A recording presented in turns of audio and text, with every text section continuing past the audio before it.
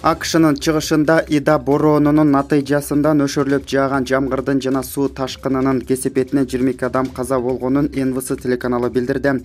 Жабыркагандар анын ичинде 2 жашар бала Нью-Йоркто жана Нью-Жерсиде. Буга чейин Нью-Йорктун мэри Билл де Блазио 9 киши өлгөнүн жарыялаган. Ал бул аймакта жаан-чачындын рекорддук өлчөмүн билдирип, селди тарыхый деп атады. Бейшемби күнү Америка Кошмо Штаттарынын чыгыш жээгинде узакка созулган жамгыр жаады. Жаман аба ырайы метрополитанда Пенсильвания, Нью-Жерси, Нью-Йоркту каптады.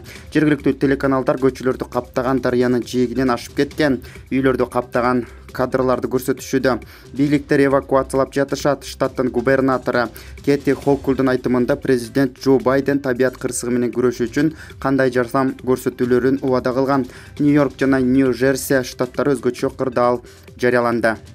Яндекс 2021 жылы жүргүнчүлөрдү ташуу үчүн айдоочусуз таксилерди ишке киргизет. Бул тууралуу РБК санариптик инновациялар чөйрөсүндөгү эксперименталдык укуктук режимдер жөнүндө мыйзамды толуктаган өкмөттүн тиешелүү токтомунун долбооруна таянуу менен жазат. Басылманын маалыматы боюнча Яндекс Go мындай технологияны киргизген эксперименттин жалгыз катышуучусу болуп калды. Калган агрегаторлор бул идеяны алыскы келечекте келечектүү маселе катары көрүштү. Көрсө 2021 жылы Яндекс Иннополистин Татарстан жолдоруна 8 коммерциялык айдоочусуз такси алып келүүнү пландап жатат. Мындай 10 машина борбордо быйыл же келерки жылы пайда болот. Жалпысынан компания айдоочусуз башкаруучу аппаратынын паркын 1000 унаага чейин көбөйтүүнү пландап жатат. Чолпон Ата шаарында жүрөк операция жасоо багытындагы клиника ачуу пландалууда. Бул тууралуу Саламаттык сактоо жана социалдык өнүгүү министрлигинен билдиришти. Маалыматка караганда, жаңы ачылган филиалда жергиликтүү кардиохирургдар иштешет. Чолпон Атада алтын балалык реабилитациялык борборунун базасында жүрөккө операция жасоо бөлүмүн ачуу пландалууда. Учурда ал жакта оңдоо иштери жүрүүдө. Министр Алымкадыр Бейшеналиев Ысык Көл облусуна болгон иш сапарынын алкагында оңдоо иштерин көзөмөлдөн өткөрөт. Филиал качан ачылаарын так айта албайбыз деп билдиришти министрликтен.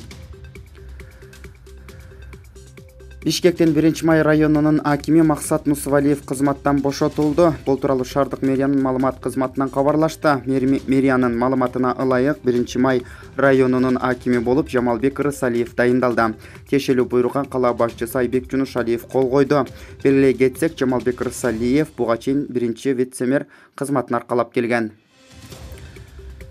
Чүй облусунун Александровка айылында 200 даана саман түк толугу менен өрттөнүп кетти. Бул тууралуу өзгөчө кырдаалдар министрлигинен кабарлашты. Александровка айылынын Почтовая көчөсүндө үйдүн короосунда жайылган 200 даана саман түк толугу менен күйүп кеткен. Ага Москва райондук өзгөчө кырдаалдар бөлүмүнүн бир бөлүм тартылып, өрт саат 21:55 чектүүгө алынган. Саат 23:35 толук өчүрүлдү деп билдиришти өзгөчө кырдаалдар министрлигинен. Учурда өрттүн келип чыгуу себеби такталууда. Жабыркагандар жок.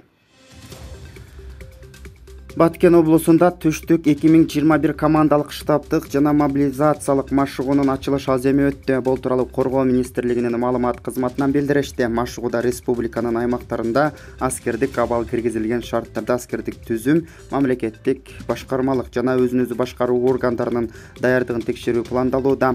Ага Коргоо министрлиги, Ички иштер министрлиги, өзгөчө кырдаалдар министрлиги, чек ара кызматынан 200 кызматкер жана 1500 жаран катышуусу күтүлүүдө. Кийинки аптада жогорку кеңештин комитет жыйындары өтөт. Бул тууралуу парламенттин сайтына жарыяланды. Бюджет жана финансы боюнча комитетинин жыйыны 6-сентябрда өтөт. Анда 4 маселе каралары күтүлүүдө. Ал эми эл аралык иштер, коргоо жана коопсуздук боюнча комитетинин жыйынында 7 маселе талкууланат. Бул комитеттин жыйыны дагы 6-сентябрда өтөт. 1-сентябрда жогорку кеңештин кезектеги сессиясы ачылган. Президент Садыр Жапаров пенсиянын базалык жана камсыздандыруу бөлүктөрүн индексациялоо жөнүндө жарлыгына кол койду. Бул тууралуу президенттик администрациясынын басма сөз кызматынан билдиришти. Мамлекет башчысы пенсионерлердин жашоо деңгээлин андан ары колдоону камсыздоо максатында министрлер кабинетине 1-октябрга чейин дайындалган пенсиялардын базалык жана камсыздандыруу бөлүктөрүнө 1-октябрдан тартып индексациялоо жүргүзүүнү тапшырды. Мамлекет башчысы өлкөнүн көз карандысыздыгынын 30 жылдыгына карата Бишкек шаарынын Ала Тоо аянтында сүйлөгөн сөзүндө пенсиялардын индексациясы жүргүзүлөрүн жарыялаган. Социалдык фонддун алдын ала жүргүзгөн эсептөөлөрү боюнча пенсионерлердин саны 1 октябрга карата 715 000 адамды түзөт. Чакан жана орто ишкердик субъектилерине колдоо көрсөтүү жөнүндө жарлыкка кол коюлду. Бул тууралуу президенттик администрациясынын басма сөз кызматынан кабарлашты. Маалыматка ылайык тийиштүү жарлыкка президент Садыр Жапаров кол койду.